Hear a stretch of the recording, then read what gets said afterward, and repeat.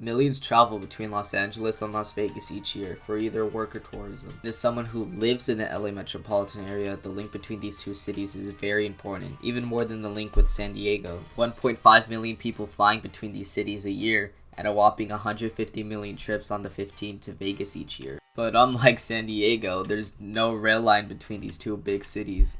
Like, at all.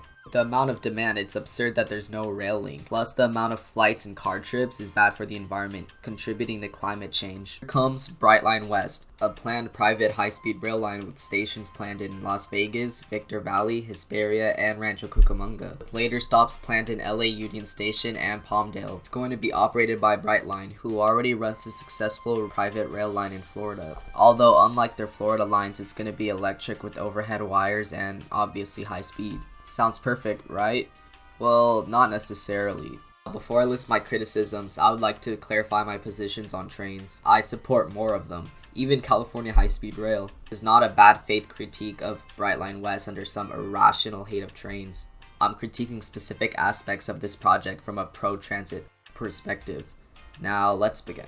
Issue 1. My first problem with the project is the track. According to the environmental assessment, it's supposed to be almost entirely single-tracked. This means the line will be constructed quicker, most likely by 2027, as they have planned for. But this will mean less capacity for riders and more train delays. What's worse is that the track will be built in the median of the 15. This means that if Brightline does realize that there needs to be a second track and wants to add them, then they simply can't, as there's not enough space in the median to provide for a second track. Now, this won't be a problem immediately. At the first few years of service, there won't be much demand, so it won't be as much of an issue. But as years pass and there's more demand, Brightline won't be able to fulfill that demand by adding more trains. There's a pretty small limit to how many trains they could add, and I think this problem will truly show once the line extends to Union Station.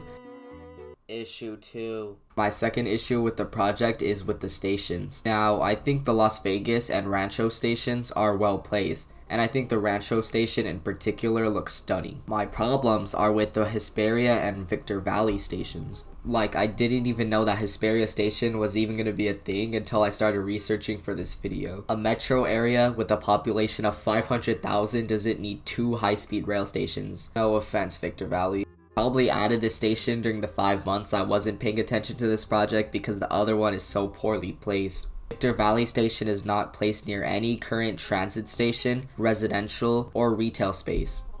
In fact, the only thing that is even close to it is a prison, which will likely discourage any transit-oriented development. What makes it worse is that this is supposed to be a transit hub, with a train line to Lancaster also supposed to connect to here. Instead of these 2 poorly placed stations, they should have put the station next to the station that already exists, which would connect it to the Amtrak Southwest Chief Line and all the local bus lines. It's not exactly in the center of the metropolitan area, but it's better than the 2 stations on the edges of the metro area. Issue 3. My third and final major issue with the project is with the speed of the trains. Now, the trains themselves are fine. Hines Volaros can reach high speeds far surpassing the 150 mile per hour that usually define high-speed trains. My issue is that these trains aren't going above 150 miles per hour. They're only going 115 miles per hour. This will mean that getting from Rancho Cucamonga station to Las Vegas will take around 2 hours. Which, I mean, is still 1 hour less than by car. But it's still annoying that Brightline is claiming that this is high-speed rail when it's not.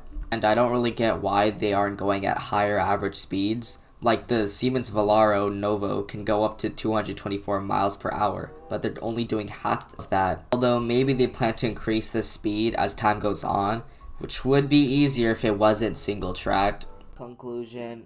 Although other than these 3 major problems, there aren't that many other problems with the project besides nitpicks and like minor concerns. Many might not trust Brightline themselves, but I see no reason to distrust them as they run a good service in Florida. Plus, they seem to listen to criticism, like ending the initial segment of the project at Rancho Cucamonga instead of Victor Valley, which will actually connect it to LA through a transfer at Metrolink San Bernardino line. Although I am concerned about how they're going to raise funds for this project. They're most likely going to try to get state bonds, but which I'm worried will bring some of our state's politicians against this project. Overall though, I support Brightline West. I hope they succeed in completing this project by 2027, so that millions can get to Las Vegas in a speedy, safe, and sustainable way. Thank you for watching.